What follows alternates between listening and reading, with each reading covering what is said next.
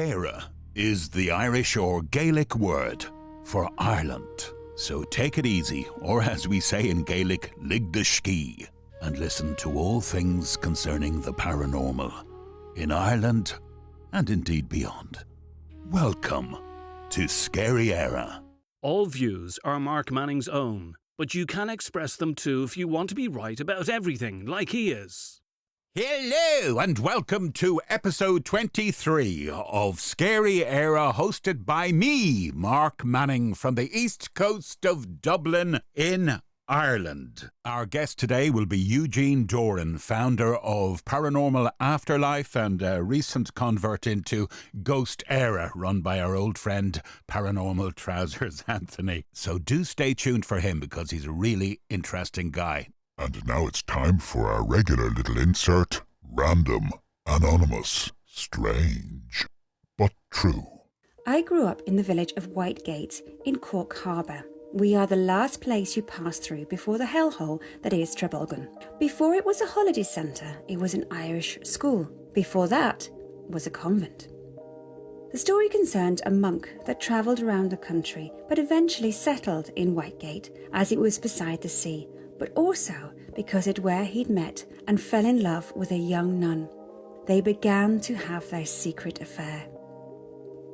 However, they were caught, and in a very unchristian punishment befell the young nun, who was buried in the wall of the newly constructed archway leading to the grounds. Wrought with despair, the monk later hung himself from the arch. The iron peg he tied the rope to is still visible today. No one knows who hangs the noose there every year when it is closed for the holidays. This tale is more sad than scary, but here in Wicklow town, long ago, there was a chapel in Melancholy Lane, which continues from the Green Hill Road to the main street. And one Sunday morning when the people were at Mass, the soldiers under Sir Charles Coote, who had been sent over by Queen Elizabeth in the 16th century, surrounded the lane, set fire to the chapel. Some of the soldiers blocked the top of the lane. Others formed a line at the bottom, so that when the people were in the middle of the lane, the soldiers gathered around them and killed them. The blood ran down the lane and through the main street. It is said that the bricks from the ruins of the chapel were built into a house, which was unlucky. This is why that lane is called Melancholy Lane. I've always thought ghost stories were just that. Stories that made up stuff you tell around a fire that ends with a boo and everyone listening enjoys a goofy laugh before moving on to the next tale of horror. I'm an atheist, so by default, I will deny any indulgence in deity, ghosts, or the afterlife. When I tell this story, I emphasize that it's all the more troubling for me as it challenges my steadfast belief in science over religious belief. So, saying all that, here's my recounting of an experience of a haunting. I used to work with young people who could be described as vulnerable or high risk. The work tended toward physical outdoor activities, and we often used residential centres across Northern Ireland. I'd been in this line of work for nearly 15 years at the time I had this experience. So I wasn't some giddy noob that got spooked by being in an unfamiliar building. I led a team of 5 youth workers, and we were constantly looking for different venues to run short residential for the youths we were responsible for.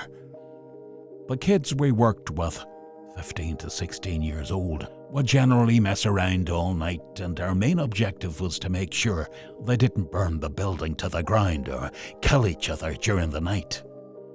You might think I'm exaggerating, but this was more than 25 years ago. And life in Belfast was just destroying kids, and the net result for us meant the fix the deranged kids business was booming. Our charges got us kicked out of most of the usual centres for anything from arson, vandalism, GBH, intoxication, or all of the above. After many searches, we found great accommodation in Glenariff, not too far from the forest park. The building we ended up using was owned by the monks, the ownership reinforced by the odd cross or two on the walls and the odd Child of Prague statue, which we hid straight away. It had been a parochial house or retreat centre. It had a smell that can only be described as a mix of incense, 1970s BO, and fear. But as a residential venue for high-risk kids, it was great. No neighbours or warden to keep awake, solid internal walls with a good sound insulation, and at least 5 miles from civilization, and to be honest, there wasn't much the kids could do to wreck the place, as it was an old building with old furniture and random pictures of landscapes and Christ and saints hanging from the walls. We were on our second night and we had a few incidents that almost ended the residential, and then things were looking better.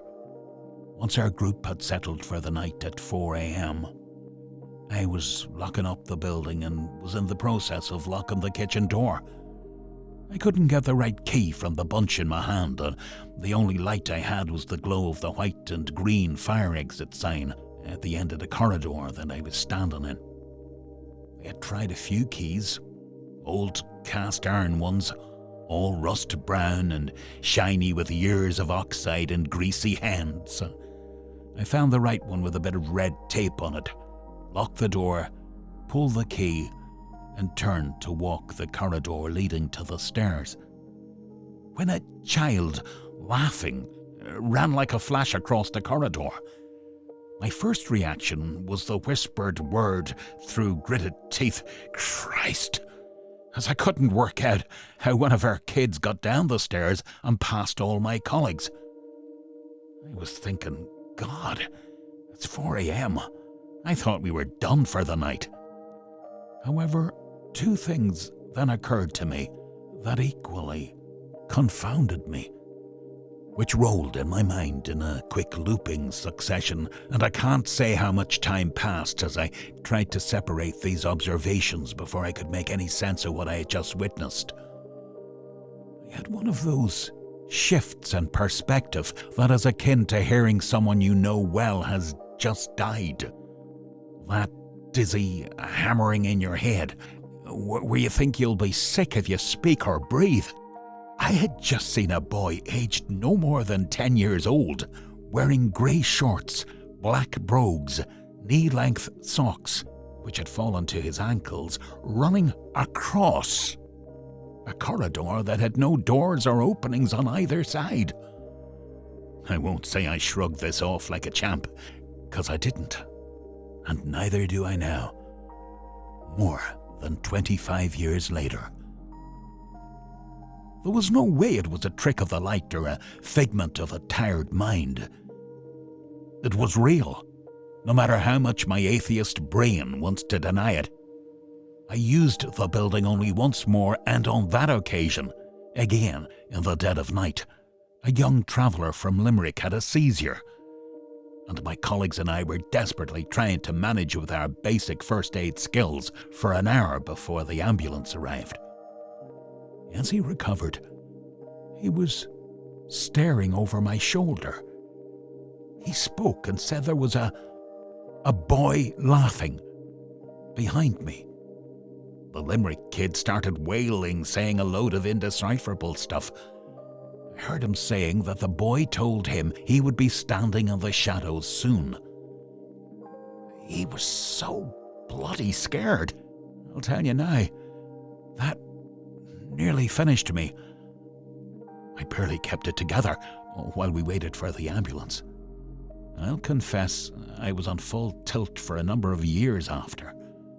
I never went back to that place, and I'm not sure if it was the catalyst for me to leave youth work and change career. I live in Dublin now. I used to tell this story occasionally when I thought someone would get what I saw. More often than not, people listen, nod, laugh, ask if it was real. but no one has ever asked how it affected me. I have driven past that building once since then. I hear it's been turned into holiday apartments. But I'm not about to go for a look at that place anytime soon. I would be happier now if I heard the place had burnt to the ground, the rubble and ashes tipped into the sea. I also heard that the traveller boy from Limerick got shot in the head by a .22 rifle, and he managed to survive. So, if you know the place I'm talking about, keep it to yourself.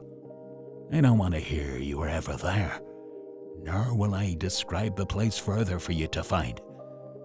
I'm only telling you this as a gentle warning. Do not seek out paranormal stuff, because if you find it, it won't become a story that you keep to tell people. It becomes the stuff that keeps you awake at night, 25 years later. Mark Manning. Yeah, a couple of things over the years, but I've learned. Well, I suppose it's not learned. I've just become accustomed to it, and I think it's kind of, it's maybe it's another sense or something. But often when you go into places, you'll get a feeling for the place, and you'll get a feeling of whether or not it's comfortable. And whatever causes that, who knows what causes that, but we have an intuition, we have an inbuilt intuition. I can't describe what it is or where it comes from or the physics of it or the chemistry of it, but it's there, and anybody will tell you to stick with your intuition. If you think something doesn't feel right, then don't hang around. Superb advice from regular contributor to Scary Era, David McGlynn, aka The Squire. And don't hang around either. If you've got an Irish paranormal tale to tell, simply email paranormalireland@protonmail.com and it'll be read out for you. Or you get to tell it on air yourself. That's paranormalireland@protonmail.com. Hi, Jenny Sullivan here. I am the creator and founder of Emerald Isle Paranormal Researchers. You can find our latest investigation of the beautiful and infamous Leap Castle. You can find that on our YouTube page and our Facebook page. Hello, Scary Era listeners. My name is Anthony Kerrigan, and I'm a member of a paranormal psychical research team called Ghost Era. You can catch up on where we've been, also see what we've got up in the future by logging in to our website, www.ghostera.net. You can also watch shows of the Ghost Era channel, where we interview numerous people in the field of the paranormal and Fortina. You can also check us on our social media pages, on Facebook, Instagram and YouTube by just typing in Ghost Era or Ghost Era Paranormal. You can also watch our new show, Phantasm Collective, on channels such as Prime UK and also Paraflix and other streaming services to be announced. I just got to deal with this ghost now. Get out! Get out. My name is Matthew Clark, and I'm with the Cork Supernatural Society. Our most recent investigation took us to a location called the Black Gates in County Cork, which is the ruins of an ancient churchyard said to be haunted by a demonic presence of a vicar who gave evidence against the Irish rebels to the British, and the Irish rebels ended up being executed with their heads cut off and put on the gate there. You can find out about the investigation by following us on Facebook or Instagram at Cork Supernatural Society, and we'll update any evidence caught on that investigation will go up on either of those pages. Follow us on Cork Supernatural Society on Facebook or Instagram.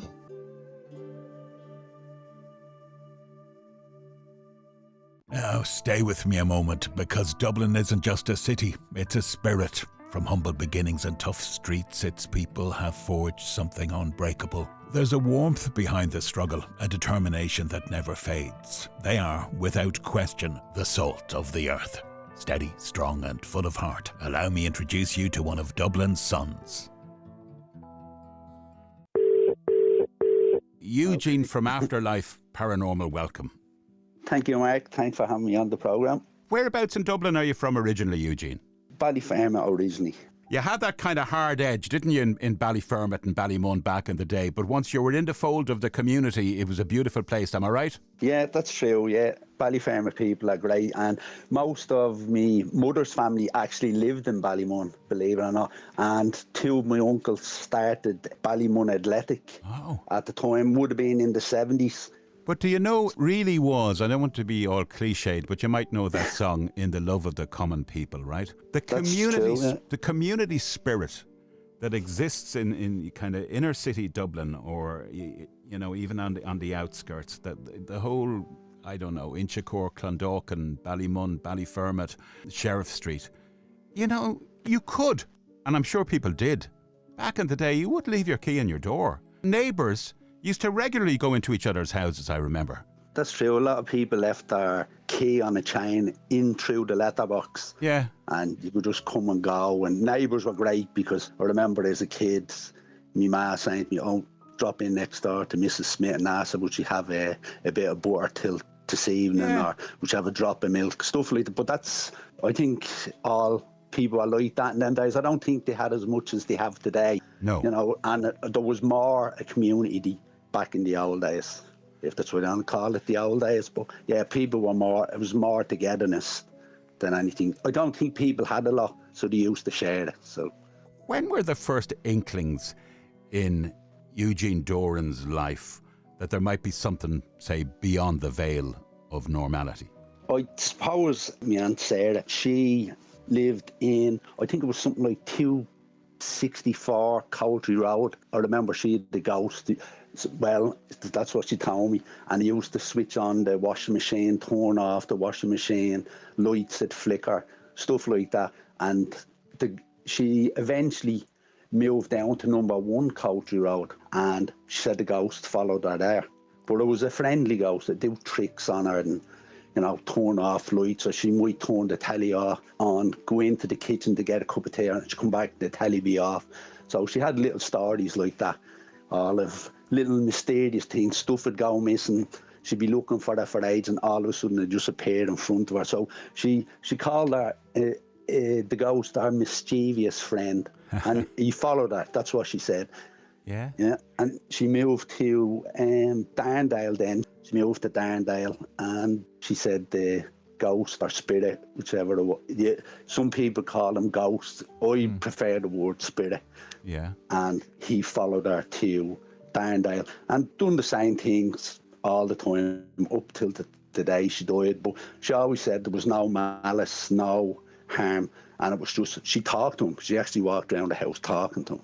So believe it or not. So yeah, and that was kind of really got me into it. So now I was saying, oh, something going on here. And then probably maybe 7 or 8 was my first trip to the Hellfire Club. Oh, yeah. With my parents, and an aunt had come over from England. They were looking for somewhere to go. It was a lovely summer's evening, so we all headed up to the Hellfire Club. It was my first time. Climbed up on the roof. I had a look around.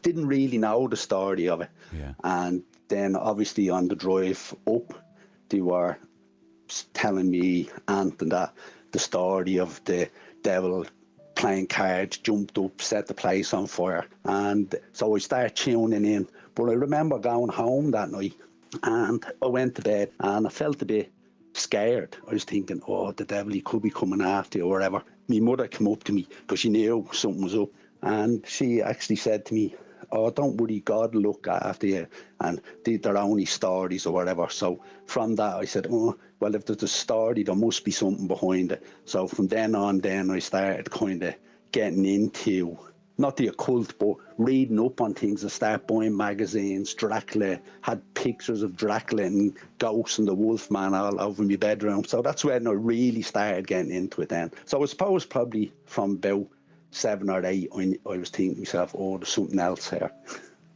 So when you instead of like watching the A-Team or whatever, you were locked up with your ghost magazines and... Yeah, ghost magazine. And then when I got a little bit older, then I started reading Stephen King books and James Herbert books. You know, it was just all stuff like that. But like James Herbert, one of the first books I read was Despair. It was the Spirit of Christ, and the Nazis looking for it, and stuff like that.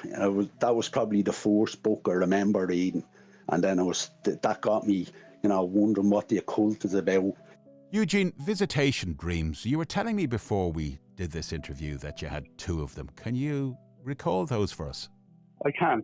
The first one was, it's going back to 2018. My best friend died in November the 29th, and probably 2 months later, in the January, I was dreaming I was in the city centre near Liberty Hall, and over in out the corner I had seen my best friend over near Liberty Hall, and he was waving to me, but I knew by his gesturing and the way he was moving, he was actually asking me, was I okay, was everything fine?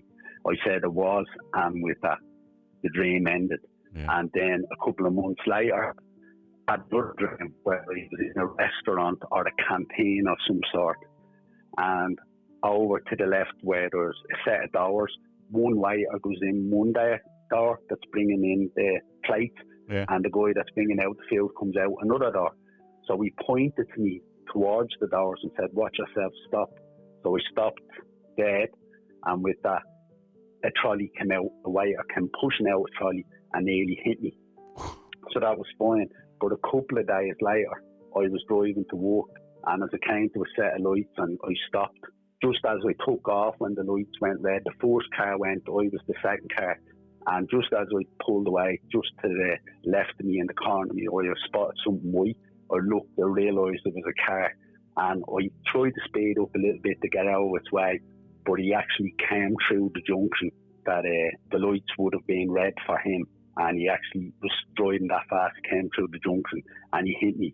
But I think if I hadn't been, I knew that dream was warning me of something, so I was kind of alert on the day, offered a few days before that, because I thought, he said, Jerry's trying to tell me something here, and the car actually hit me at the back. But if it had hit me on the side, in the front, his car would have ended up in the driver's seat, and that's what the police told me. So, so that was kind of, they were 2 visitation dreams I had. I had a couple going back a few years ago, but I don't know whether they would have been because I was a lot younger, and maybe it was just imagination, but now I know today that it's not. And I've spoke to other people since then, and they've had some similar dreams or visitation dreams, if you will. But yeah, I'm really interested in that. I suppose visitations can come in different forms.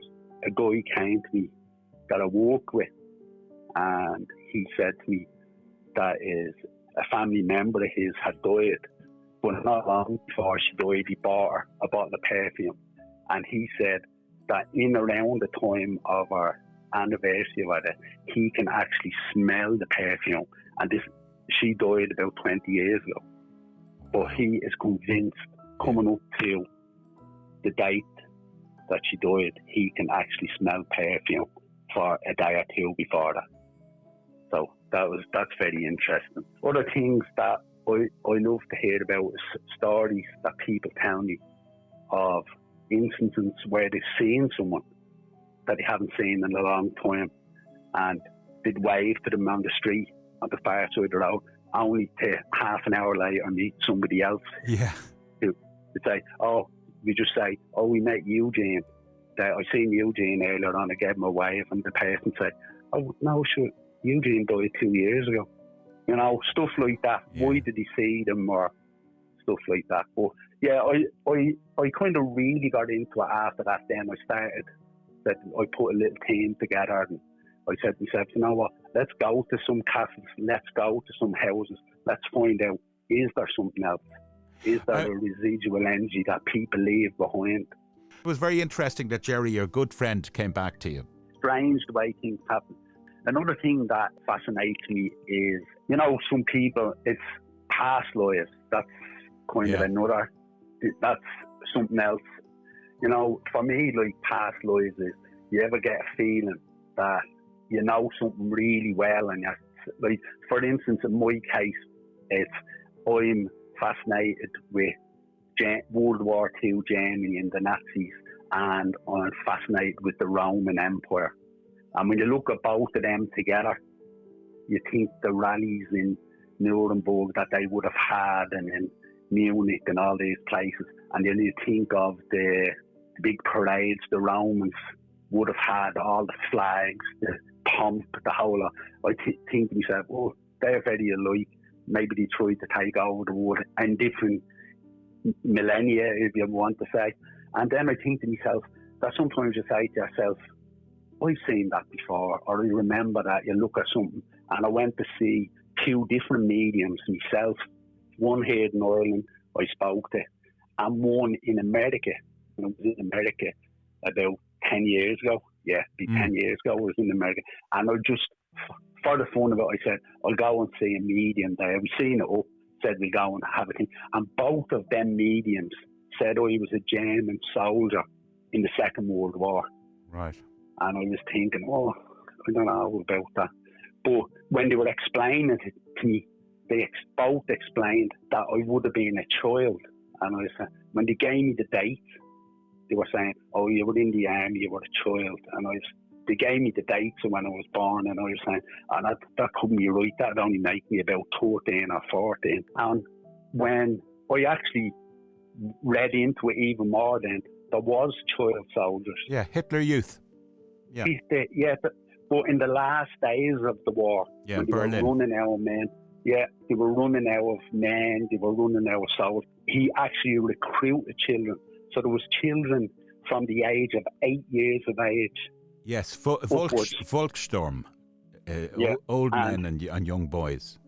It was horrific. That's it. So, yeah, it was. So when I spoke with Anthony from Ghost Era, I actually told him that story. And in part of an interview we done with Anthony, we discussed that. But I think, is afterlife, and this is where I went with afterlife paranormal, is that afterlife? What is the afterlife? Do we actually go to another dimension? Or is the afterlife we travel on in our DNA? So, for instance, if 300 years ago, a long-lost relative could play piano, and say 200 years from now, a relation of mine is born, a 5-year-old child, all of a sudden sits at piano and is able to play the piano. Is that a DNA thing gone back? Does your DNA travel? And that's how you become immortal, is that the word? I think that's a very good way of putting it. I think we live on that kind of thread that continues on. And it's probably a few things. It's experiential, like say for instance, like a trauma. I mean, apparently like Holocaust, relatives of Holocaust victims, are affected by trauma to some extent, even though they weren't there. Exactly. And then just shared experiences as well, shared language, shared attitudes. Because the whole idea is, I think, like life is a bit of a baton thing. You pass the baton on to the next. Do you use much technology in your investigations? My equipment is camera, a video recorder, torch, EMF reader, and a voice recorder. That's me. Everything fits into one little box, and off we go. But on investigations now, I've been to Leith Castle, Redwood Castle, Ross Castle in Cavan. I've been to Spike Island. I've been numerous places I've been. One of the unbelievable places that I've been to, and I've seen no spirits, no sign of anything, only a heaviness and a sadness, and that was Limavady Workhouse in Limavady. I was there, and probably even today, of all the things I've seen that I can't explain, or noises that I can't explain, whatever, this is the one place that'll always be with me. I was there, the story of the workhouses, the way they separate the families, and when you just go in there, just the complete sadness that you feel is just unbelievable. Because a lot of things I do was when I go to a location, the first thing I do is stand. I know this sounds stupid, but I stand and I put my hand on the walls. Oh, I do that. And I just Totally. I'm with you. I do that all the time. And and I just close my eyes, and probably for maybe 2 minutes, I try to block out everything and just try to feel the vibrations of the building, try to take in the whole atmosphere. I try to block out everything else and just try and feel what energy there is, and then I'm off then to find out, right, okay, what do people see here? Why do they think they see it? And that's where they come from. I probably should have done, a few people tell me I should have done a parapsychology course, which I keep saying, yeah, I'll do it, but I never get around to doing it because people think I'm really good at talking to them about things that have happened to them. So, yeah, probably parapsychology I really like. I just really like talking to people and getting that information. But as for investigations, when people always say to me, have you ever seen a ghost? And they can't believe it when I say, no, I haven't. Yeah. I've never seen a ghost or a spirit, whatever you want to call it. I said, I've seen things, I've heard things that I can't explain. But 90.9.9.9 of stuff is explainable. If you hear, I was in the castle one night and people were saying, oh, I can hear a baby. It's like a baby, like just this little whining sound like a baby. So while everyone was sitting around the table, there was a seance going on. I actually investigated the room, and in one window, I was listening, down in one window, on the window frames, all old wooden windows, obviously, and there was a little crack in the glass, and the wind was howling outside. And every now and again, whatever way the wind had hit that window, you just had this. Yeah, the wind ferrets through the little crack, I know that. And sometimes floorboards the same.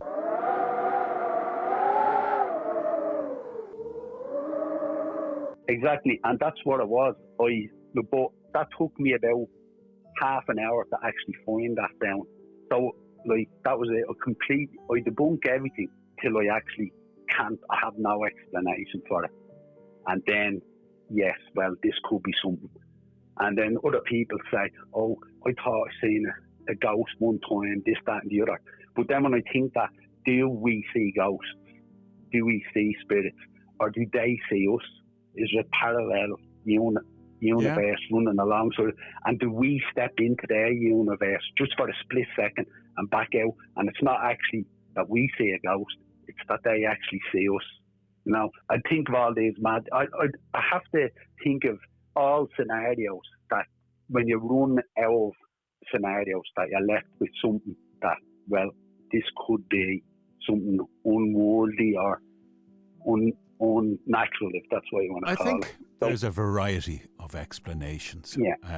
And I am different from you insofar as I saw one thing that's, as a child, that stuck with me forever, and I am going to hold true to that experience, and nobody is going to tell me I saw anything different. It was too vivid.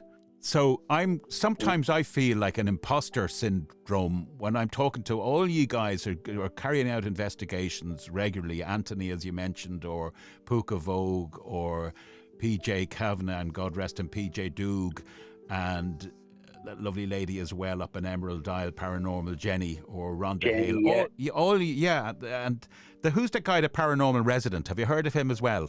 I want to get him on. I've never met him. I've heard him. I've seen photographs. He does be with Jenny. He's with Jenny, but he's also with Rhonda. He seems to be a bit of a ladies' man. Well, I'm far from that now. How come he's such a hit with the girls, Eugene? It's not fair. Yeah, must be his big camera. Yes, he's big camera with his multiple lenses. But I want to get him on because he's done some beautiful camera work as well. If you have seen his YouTube channel, I think for those of you who are listening, it's Paranormal Resident, it's called. And I know he did a series with Rhonda as well. I think he was calling it The American Psychic or whatever. But the filming is beautiful. I mean, it's so well crafted. I want him on the show, but I also want to know how he does what he does, because it's a beautiful thing, Eugene. Yeah, it is. Yeah, and there's some really, really good people. And you know what it is?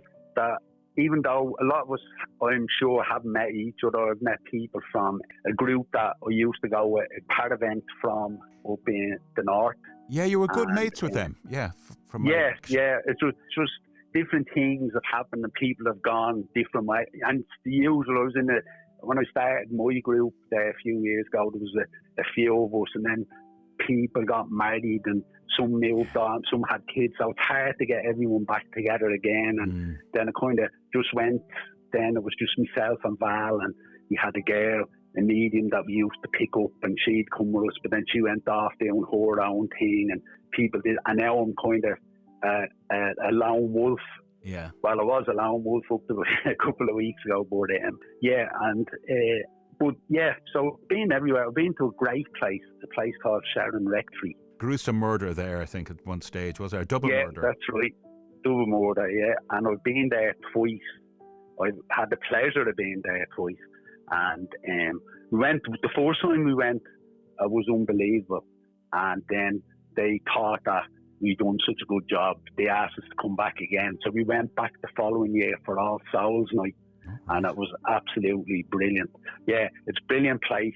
It's one of the spookiest places I've ever been in. Probably the spookiest. Sharon Rectory. What part of of Ireland is it in? Is it in the north? It's up in Manor Hamilton in Donegal. Wow. Yeah, and yeah, there's Emma Louise up there, our sister Victoria, and our mum Lisa. But we were there. They give you a tour. When they got there, they give you a tour. First of all, explain different rooms, you know, what's happened to them and that. But it was unbelievable. And I was in the house for about 20 minutes. All of a sudden, I just became seasick. It was the only word I could say. Nauseous. Seasick. Yeah. Nauseous, yeah. Just, it wouldn't leave me. And it was with me for most of the day. And when we were there, now we knew nothing about the building. It was just pure luck we got the chance to go there. And I was down in the cellar. We were doing a calling out session in the cellar. And for some reason, I kept saying, my sister was there at the time. She was part of the team. And I kept saying to her, I was touching the wall behind me. And I was saying to her, there's something behind that wall. And my sister was saying, couldn't be, we're underground. And I said, no, there's something there. I can feel it's like someone's behind it. But it was only later on in that evening that one of the people that lived in the house, one of the lords, well, I wouldn't call them lords, but, you know, one of the gentry, we say. Yeah. And he had an affair with a maid there, and she had a child, a little child, and seemingly, the story is, the child was buried, killed and buried behind the wall. Now, that's the version. But yeah, that was a great place. And there's actually a footage of a ball. It was actually Val's idea. We were shopping when we knew we were going back the second time. We were out shopping, and as we were going along, Val says, "You know what? I might buy this little ball," because I remembered someone on the night said to me there's be a child on the stairwell. So Val said, "Look, do you know what? We buy this ball and we put it on top of the stairwell, and we'll see if there's anything happen." So we set up camera, the whole lot, and we set up the television, and we have people. What I love to do is sit people in front of the television screen, and what we do is we were setting up the cameras. We give someone a notebook, and we'd say to them, "Okay, there's a notebook. If you see anything, you write down the time and what you think you saw." So people had loved that, and I'd say, "Oh yeah, I'll do that." And people were killing each other to sit in front of it. So we gave everyone an hour. We'd say, "Right, okay, you two sit there for an hour. We'll document the time, what you thought you saw, blah, blah, whatever." So we had people there, and some members of the public was there as well. So we were all on the big tour, and I was at the back, and I have to say, I was at the back, and I was a bit nervous myself there, because I was saying to people, just whatever you do, don't be just a single person on their own. I don't know, there's just something about the building. If I recall as well, wasn't that when you were in charge of the investigation? This is Sharon Rectory, and yeah, you insisted that nobody be alone. That's it, yeah, that's it. And I said that there's be no one to be on their own. That someone has to be with them. Even if someone was going to the toilet or saying, someone go with you. So we obviously done the ethical thing was any girls going to the toilet, one of the female members of the team would go and wait out the toilet for them, whatever they did. Yeah, that's it, chaperone. So we set the ball up on the top of the stairs. We brought people through, and we asked people, can you tap the boards around the ball? And nothing was happening. The ball was dead still, because I actually set it into a groove in the floorboards myself, and I was tapping it. It wasn't moving, and so we got people to do it, members of the public, just to, say to people, because one guy said to me, what's the ball for? So I explained to him, and I said, just tap around it there, see there's a move, but it didn't. But just in front of that, on about the third step down, there was a little Buddha head. So that was it. The camera's there, everyone's watching the screens, and about 40 minutes into the investigation, the ball started wobbling slightly, and with that, it bounced down the stairs. But it didn't go over the Buddha head, it actually went around it. Yeah. Now, because it went around out to we say it was going down the left wall.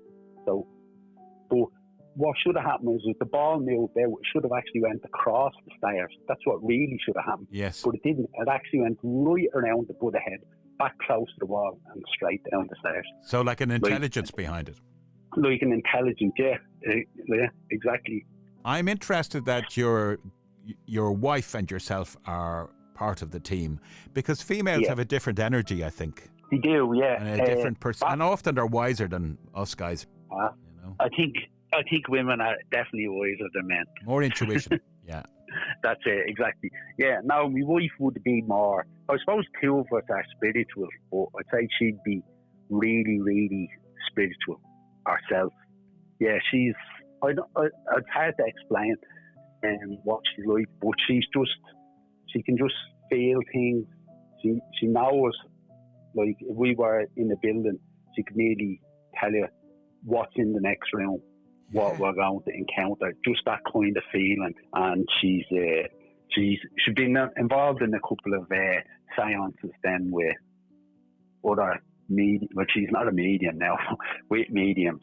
And she's really good. I don't know, different take on stuff to me, but that's probably what makes it good when we are together. And has she seen or heard anything that stands out?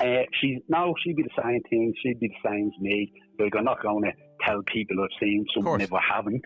Yeah. And no, she'd be the same as me. She's seen things and felt things that she can't explain, or stuff like that. But she's just different. I don't know. It's hard to explain. You'd have to see her doing whatever. She just, I don't know how to explain her. That's the honest thing. It's hard to explain what she does. Yeah. I actually have to say her down. But yeah, she's really spiritual, and yeah, I don't know. The thing about her, unfortunately, is, and I don't know, it's probably it's not a good thing. Is she's an idealist, unfortunately. She thinks, everyone should be peace in the world, nobody should be hungry, everyone should be friends and get on. Where I'm the opposite, I'd be, well, that's never going to happen. That's why she's an idealist and I'm an idealist. You're right. It's very good to be Pollyanna and to see the good in everything and never see the bad in anybody. But listen, the world isn't fair, and not everybody is a good person. Sure, there might be a background there that leads them to behave like that. Oh, it's all lovely. But if they're killing or raping or whatever the hell is going on, or manipulating people, I'd love to see the good in them. I'd love to make an excuse that it's the background. Some people are just badasses. And they'll take you for all you can get. And by the way, they prey on the idealistic type mindset. That's right, yeah. And you... As you need to, as a man, you need to insert yourself somewhere in the middle and say, listen, I love your idealism. I really appreciate it. A little bit, I'm not going to say it to their face, but a little bit naive. It's a little bit naive. But God help anyone who tries to take advantage of it. Because the meek shall inherit the earth, I would hope. But that's just a little rant. I know what you're saying, though. And it's a fact. But even with the paranormal or supernatural, I still think of, say, God. What do people think of God? Like, You know, I'd actually probably say I'm a pagan, if anything. No, pagans are good. Yeah. I like I'd pagans. say, yeah. You know, you can't just write them off. No. Yeah. And Val would be the same. We're always saying we're pagans. Because I wouldn't believe and look, I'm not knocking religions or whatever. No, I know. If like Catholic, whatever you are, Catholic, Protestant, whatever, Jewish, if your religion gives you comfort, that's absolutely fantastic. Like, I wish I'd have that kind of a thing. But my version on it is the sun. I love ancient Egypt and everything to do with it, being to Egypt 3 times. But is the Pharaoh Akhenaten worship the sun? And I'm just wondering, is the sun God? Because the sun can give life, it can take life, it can destroy seas, turn forests into deserts. So is the sun the real God? And then my other version, like I actually had Jehovah's Witnesses a few years ago, you know, they knock around the doors, they talk, and I actually sat outside with them on the wall and had a really good conversation. And I was actually, you know, they were saying to me, gave me the God leaflet and whatever, that's what I call them. And I sat out and I said, I'm not a believer. And they actually asked me, why do you not believe? So I said to them, well, the first thing is, I don't believe there's an all God, one. Maybe we're all our energies, that when we die, we become a collective being, maybe. It's reckoned that everybody is connected. Yeah, that's it. Maybe we just become one big life force. But I said to them that when it came to Jesus, I said, Jesus probably was a real person. And I said, and what he could have possibly been was the first person to probably have empathy for people. You know, see a sick man in the street, help him, a beggar, give him food, somebody sick, try and help them, bring them back to life, maybe something like that. And that's what I said to them. The Lazarus thing, I said, maybe he was someone that was really, really ill. The guy Jesus came along, helped them, maybe gave him medicines that, you know, potions or whatever he made, and he actually came back from the brink of death. So everyone thought, oh my God, he's brought him alive. And maybe he was just one of them people he was just had empathetic to the world, and he got followers, and it went on and on. And then I said to them, I know this sounds probably a terrible thing to say, I said, but when he was nailed to the cross, I said, maybe in his last breaths, and he actually thought there was a God, he was actually saying, you know, when he says, my Father, have thou forsaken me. I said, maybe at his last thing on that cross, he was actually thinking, someone is going to come and save me. And nobody ever did. You know, so like, there's a lot of, like, people talk about the paranormal, supernatural, but for me, it's like you can throw religion in there, history, everything is all in there. Well, paranormal, supernatural, you know, for me. We're all, none of us can choose, you know, what faith we're indoctrinated into or born into. I often default to Christendom, and because it's broadly in line with the whole ethos of good and evil and do unto others. I think if you don't do harm to anyone and you try to live a good life, Jesus without the middleman. Don't give me the mausoleum palace. Yeah, it's not the Christ I'm aware of who had nothing but time for the poor. Don't give me all this ornate paintings, galleries in Rome. Yeah. You know, that's not what it was ever about. It was never about being a business. Have you any opinions, Eugene, on ancient Irish sites? Have you gone to some of the, let's say, not conventional type buildings, but some of the old, I don't know, stone circles or places like Newgrange? Any investigations? Yeah, well, I didn't do any investigations, like, but I was in Newgrange, and it's just hard to believe for the time that they could actually build a dwelling that on the solstice day that the sun would actually shine in that window. if that's what you want to call it. 21st of December today, every year. Yeah, and if modern man tried to do that today, they'd have to use computers and all sorts of gadgets just to do that, you know. So I don't know whether all them kind of buildings were going back to a time where an ancient race that was, well, I'm not saying more intelligent than us, but the lost civilizations, I think, over time. And let's see, I tell you where it is a great place. I suppose it's not, I don't know whether it's up in Glendalough. Yeah. St. Kevin's, no, around there? Exactly, yeah. I was just going to say that when you're up there, it's actually fabulous. You just sit down and you have something to eat, and it's kind of, you're sitting there, there's just a peace there or something. I don't know. Yeah, the opposite of Limavady. The opposite of Limavady, eh? On a big scale. Exactly. So you've got this beautiful, peaceful, tranquil atmosphere of contemplation and of being. You get your headspace.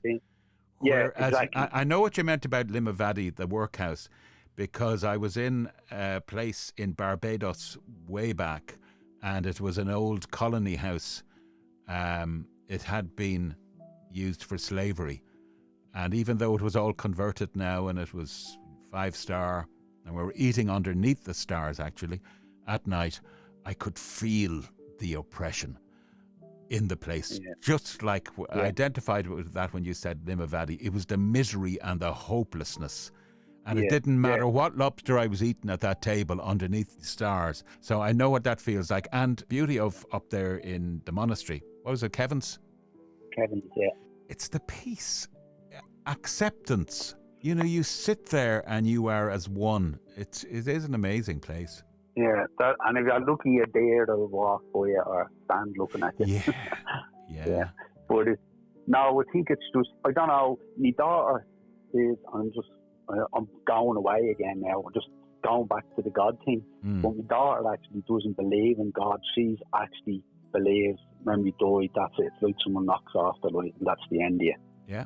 Lots of people share that opinion. Lots of people. Yeah, but I don't think that's right. I don't think we live for, hopefully, maybe 90 years if you're lucky.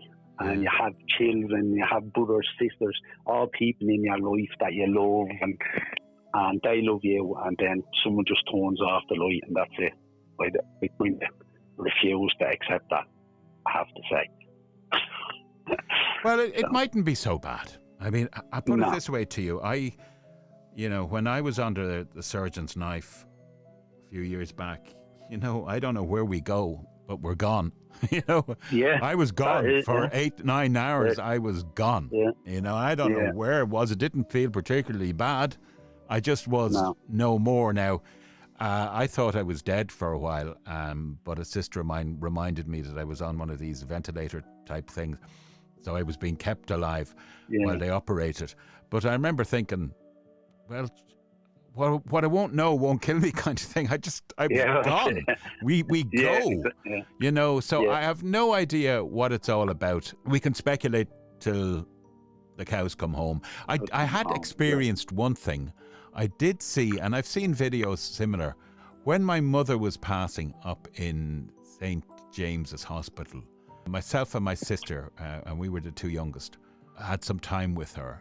And I think it might have been 24 hours before she died. And she was looking up above at the ceiling of the hospital bedroom. Yeah. And she was talking, and she was going, she actually went, can you see it? Isn't it beautiful? It's beautiful. And then she said, will you come with me? And you could see her looking up at, like you see these old pictures of, say, adoration of the Blessed Virgin or whatever, where people are just, their eyes are focused. So I did see that. Now, I don't know what the explanation for is. That is, does the body kick in certain chemicals to, is it actually maybe the drugs that she would have been on which they employ these days to help you along the way. Yeah. But I mean, she was very at peace, and she seemed to be focusing. And she'd look at us every so often, and she'd look back at it. Do you not see it? Isn't it beautiful? Aren't they lovely? Are you coming with us? Yeah, that seems to be a strange phenomenon, because I've heard of that loads of times. from all different people, you know, talking about family members, and even my wife's grandmother, when she was dying, she was in James Hospital as well. When she was dying, she kept saying, "Is the Mazzy there?" But that would have been like an old word for it, yeah, ma, but she called it the Mazzy. She says, "Oh, the Mazzy's there." Yeah. And like, she was getting out of the bed looking for her. And my friend, when he was dying, all he spoke about for 3 or 4 days before he died was his mother. Yes. That's all he spoke about. His mother. And he always was saying that when he was dying, like, he knew he was dying, he was saying to me, I hope my ma will come from. You know, of course, well, like, you know, kind of in its full mind at that stage. Absolutely, but, yeah. And it's well documented on battlefields like World War One, and two. Many as the soldier died calling for their mother. They could be the toughest mothers themselves, but when it came to them actually being you know, torn apart or wounded or on the point of death, they'd be screaming for their mum. You know, maybe there's something in God and mother. You know. We hear about the father all the time, but, you know, the mother is the nurturer and the one who creates us in the first place. So who knows? Have you any opinion on Ouija boards? Well, I just have my own opinion. I have one myself, but I'm willing to give it to anyone if they're listening. If they want, I'll post it. I bought it. Now, there is people that love them. I actually bought one myself, and it's actually more of an ornamental piece, if that's what you want to say. It is lovely. It's a lovely.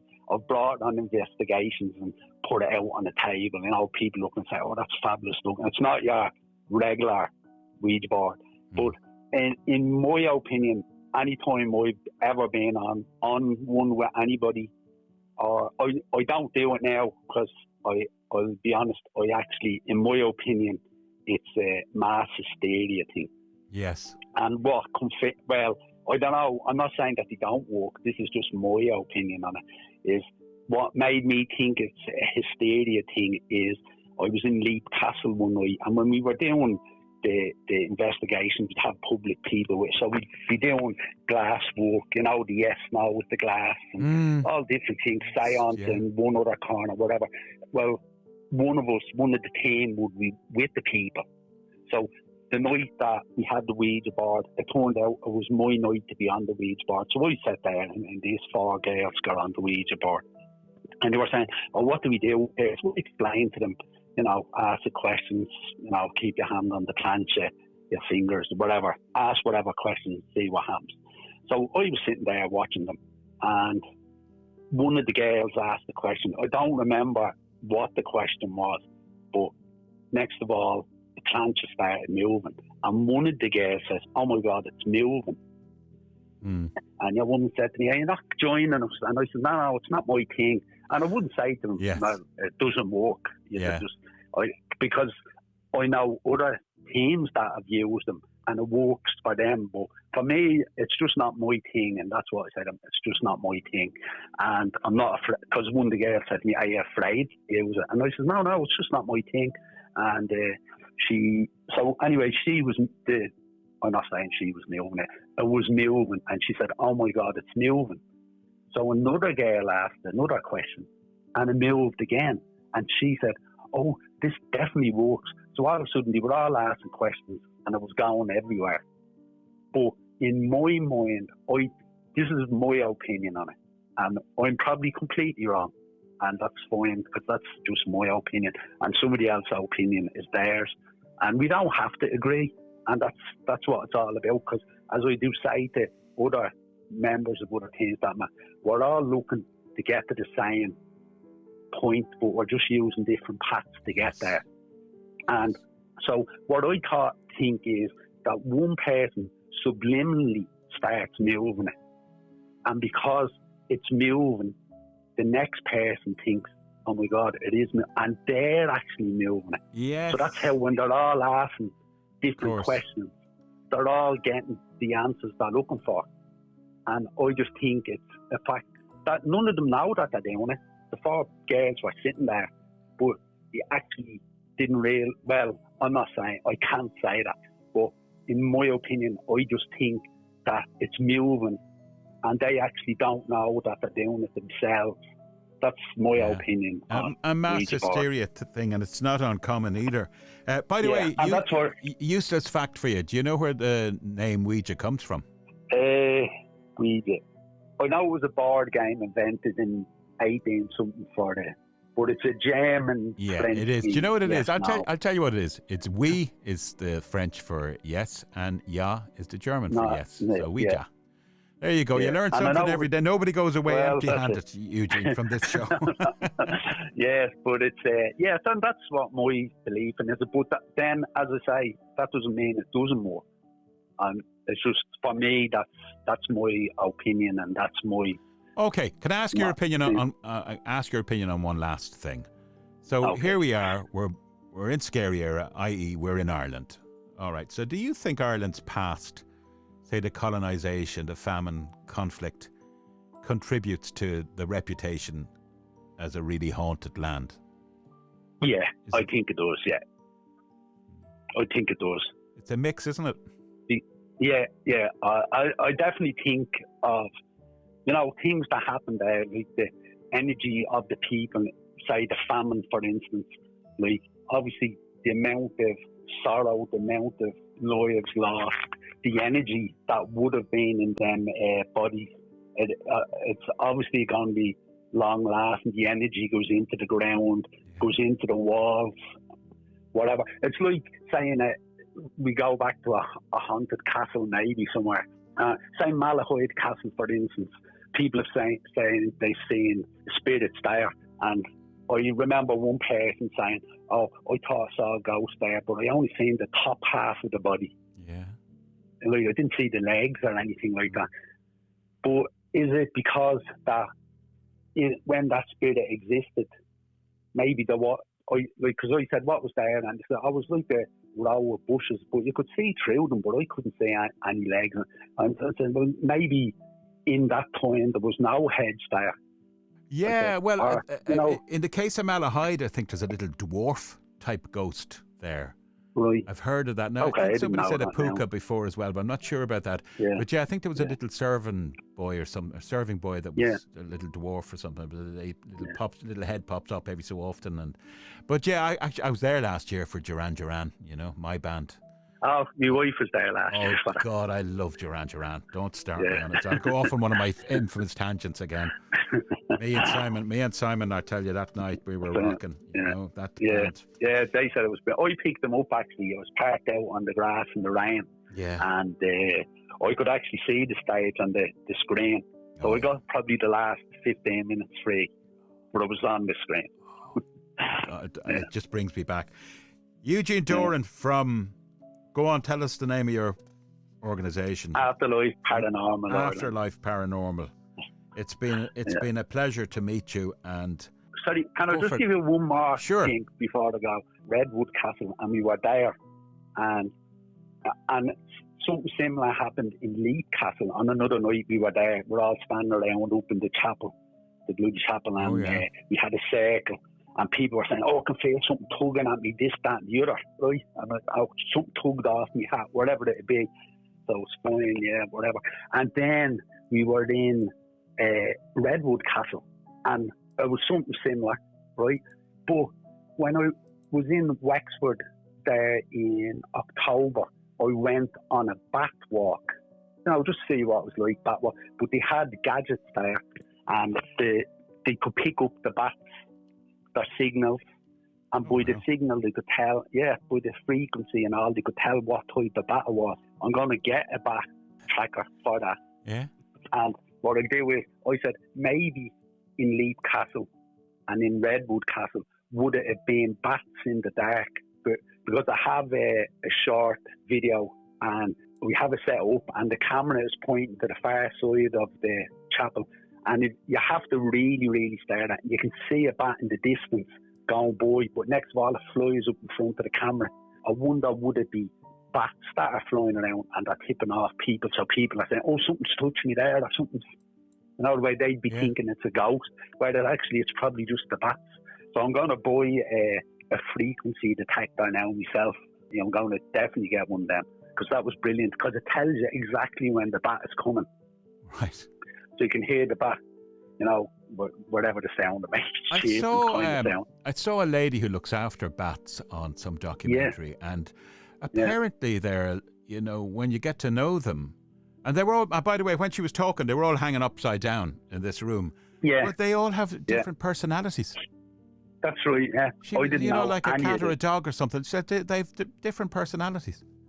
Yeah, and I didn't know any of that till that was October. I went with my daughter. We just said, you know what, we go on this bat walk, see what it's, you know, it was just something to do. We went on it, and the bat, what would you call them, conservation people, they gave us the bat. I can't actually think of the exact name of them at the moment, but it was like picks up the frequency, and they gave them to us. And as the sound was getting nearer, the beep beep beep beep sound, man, they'd say, the sonar. Right, put that torch on now. And the minute you put the torch on, the bat be beside you. Where if you were just walking, you wouldn't see it because you weren't expecting it. Where the tracker was bringing the bat to you, and you could tell exactly what bat. And the other information I got that night was every night in the summer, one bat eats 2,000 midges a night. Good God. So there you go. That is... I'm sorry, but you've just trumped my Ouija board revelation to you as to the origin of the name. You've given us a much better one. What is it again? He eats how many midgets? 2,000 midges a night. Who's counting, though? All right. Good, yeah. On that happy note, I think we're gone a bit bat crazy. So, where can people find you, Eugene Doran? Just Facebook, just Afterlife Paranormal Facebook, and post in the future. Please God, I'll all go well for me as the ghost there. So I'll join the team. So hopefully from the end of February, I'll be getting involved in whatever there. Well, if I know Anthony. If I know Anthony, he'll have some crazy initiation ceremonies now. You know, he might have to wear his pants and go around the church 3 times. Yeah. His paranormal pants. More than likely. Yeah. We love our Anthony, and we love our ghost Maybe just needs a yapper. Huh? Maybe just needs a yapper. Yeah, there you go. Yeah. Well, listen, you'll cancel each other out because he's well able to yap himself. Right, you take care of yourself, all right? Listen, Mark, thanks again, very much for taking the time to all right, buddy. Talk to me. Cheers. Cheers, Eugene. Bye. Okay, bye. Not paranormal. Mark Manning is real. Now that's a scary thought.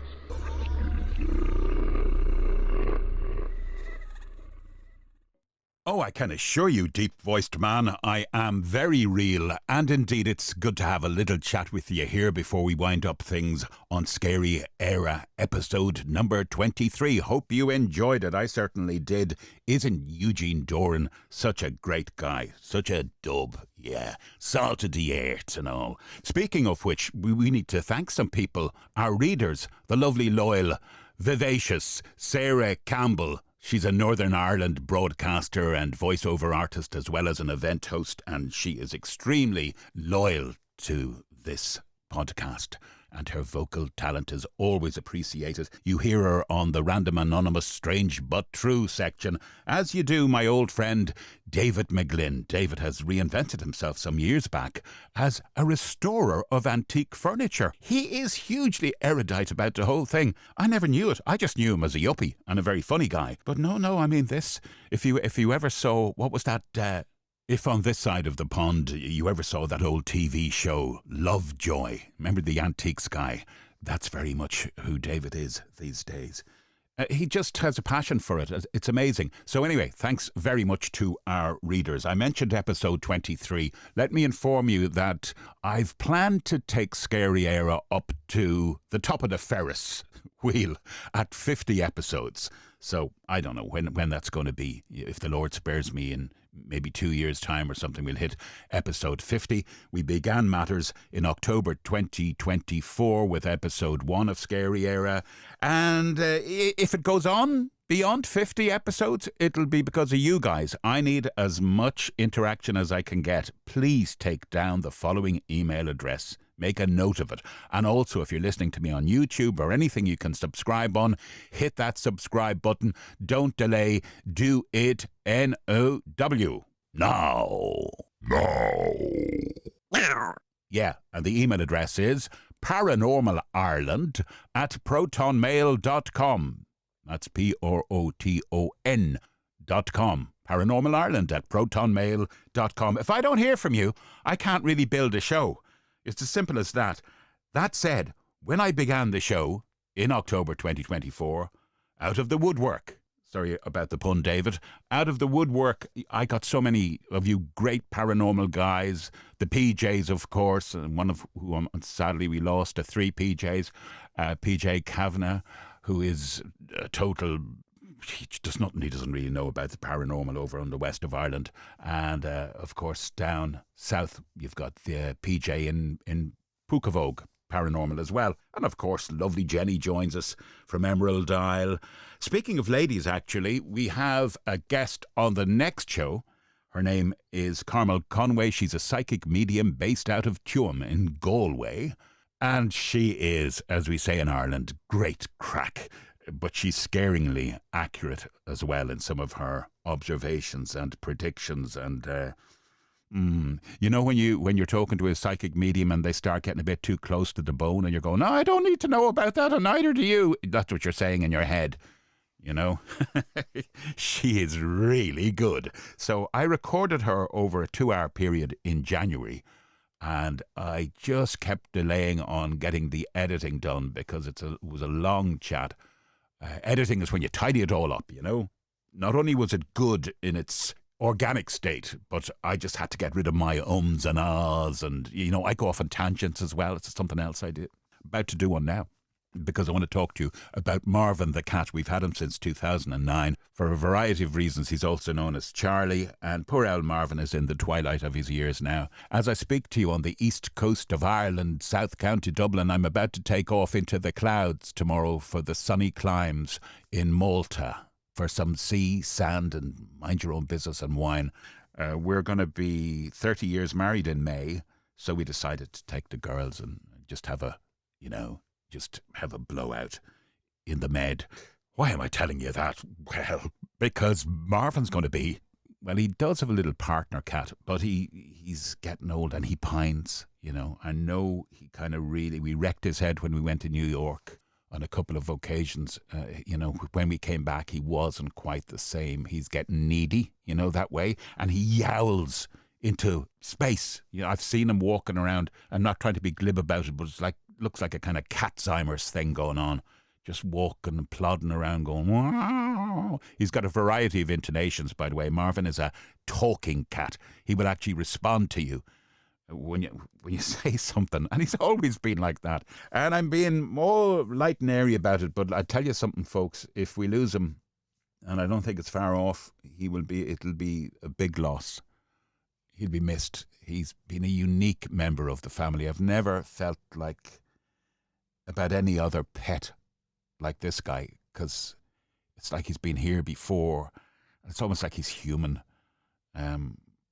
I don't want to say too much about it, but hopefully we've got a few more meows left out of him.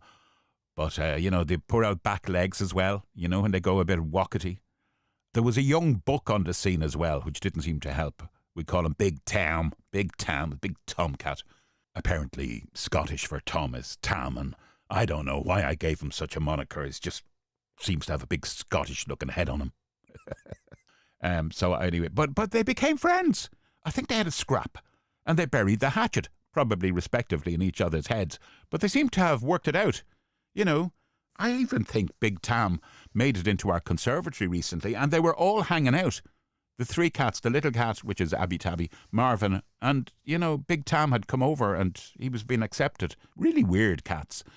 Are you bored listening to that? Well, don't be. So, yeah, from me, Mark Manning on Scary Era. Take care, 'cause I care.